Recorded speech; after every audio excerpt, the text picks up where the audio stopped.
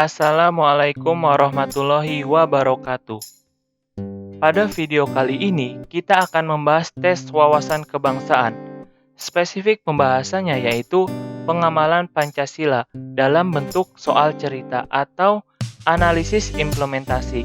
Nah, pada soal analisis implementasi ini, kita akan menjumpai di tes CPNS nanti karena CPNS nanti lebih menekankan ke implementasi dan menganalisis tindakan-tindakan kita dalam mengamalkan Pancasila di kehidupan sehari-hari. So, mari kita bahas ya. Langsung aja ke soal yang pertama. Kekerasan dalam rumah tangga adalah tindakan yang dilakukan di dalam rumah tangga baik oleh suami, istri, maupun anak yang berdampak buruk terhadap keutuhan fisik, psikis, dan keharmonisan hubungan, sesuai yang termaktub dalam Pasal 1 Undang-Undang Nomor 23 Tahun 2004 tentang penghapusan kekerasan dalam rumah tangga atau UU PKDRT. Nah, kekerasan dalam rumah tangga ini merupakan penyimpangan sila ke A1, B2, C3, D4, E5. Nah, jawabannya yaitu B. Tepat sekali. Kenapa? Karena fokus dari sila kedua yaitu memanusiakan manusia, yang mana ketika memperlakukan manusia tidak semestinya itu merupakan pelanggaran sila kedua. Sesuai dengan bunyi sila kedua yaitu kemanusiaan yang adil dan beradab. Kemudian juga sesuai dengan butir pengamalan Pancasila kedua yaitu mengembangkan sikap tidak semena-mena terhadap orang lain. Sedangkan kekerasan merupakan bentuk tidak semena-mena terhadap orang lain. Jelas, dari soal ini jawabannya adalah B, yaitu sila kedua. Gampang bukan soal yang pertama? Nah, jadi kita lanjut ya ke soal yang kedua. Andi menyukai produk dalam negeri, yang mana setiap akan membeli produk seperti sepatu, baju, kaos, dan lain-lain, Andi memprioritaskan untuk membeli produk dalam negeri. Sikap yang ditunjukkan Andi merupakan bentuk sikap yang A. Mencintai tanah air, B. Mengikuti tren, C. Berkorban untuk negara, D. Mementingkan sendiri, E. Mengikuti teman. Nah, pastinya teman-teman tahu jawabannya yaitu mencintai tanah air. Kira-kira kenapa ya? Itu bentuk kecintaan kita terhadap negara kita sendiri dalam ikut serta membantu mengembangkan produk lokal.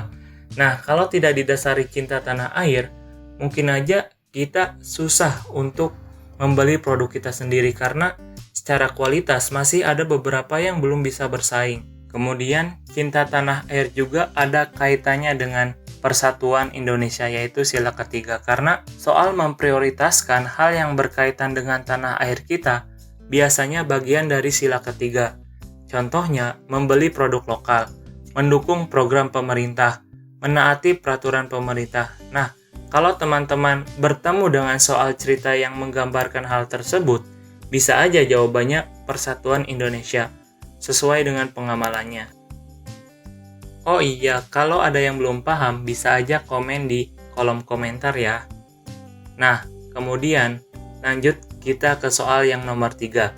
Indonesia telah berupaya untuk mewujudkan perdamaian antara Israel dan Palestina yang sudah berselisih selama bertahun-tahun melalui berbagai cara diplomasi. Hal tersebut merupakan bentuk pengamalan Pancasila sila ke A1, B2, C3, D4, E5. Nah, jawabannya adalah C, tepat sekali. Karena hal tersebut berkaitan dengan persatuan Indonesia. Nah, karena dalam butir Pancasila ketiga terdapat poin memelihara ketertiban dunia yang berdasarkan kemerdekaan, perdamaian abadi, dan keadilan sosial. Nah, hal tersebut salah satu upaya Indonesia untuk mewujudkan perdamaian dunia, kemerdekaan, maupun keadilan sosial. Kita lanjut soal yang keempat. Lili merupakan warga RT X di kampung Y. Soalnya seperti matematika ya. RT X sering melakukan kegiatan bersih-bersih di lingkungannya.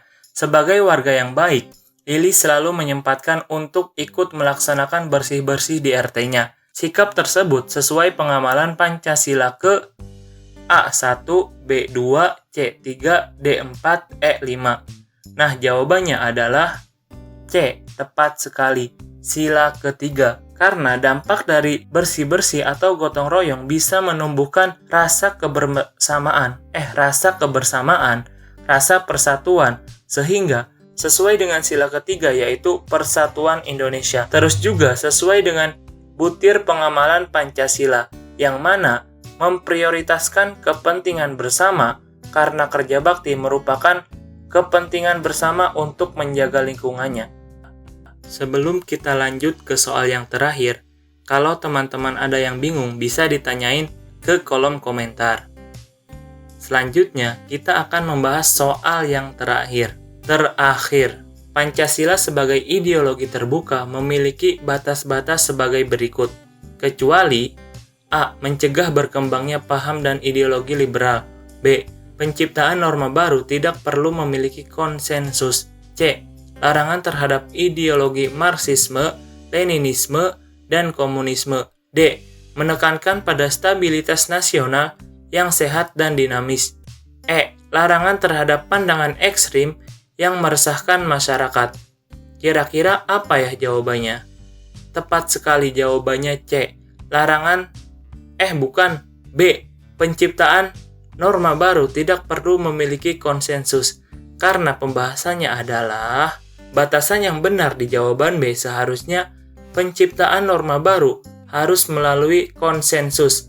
Karena bagaimanapun juga Pancasila memiliki makna musyawarah dalam sila keempat, sehingga konsensus itu penting dalam pengamalan Pancasila kita. Oke? Nah, untuk pembahasan soal analisis pengamalan Pancasila yang lain, tunggu video selanjutnya. Terima kasih juga yang sudah menonton video ini. Semoga bermanfaat dan tetap semangat dalam mempersiapkan tes CPNS di tahun ini, 2021. Thank you.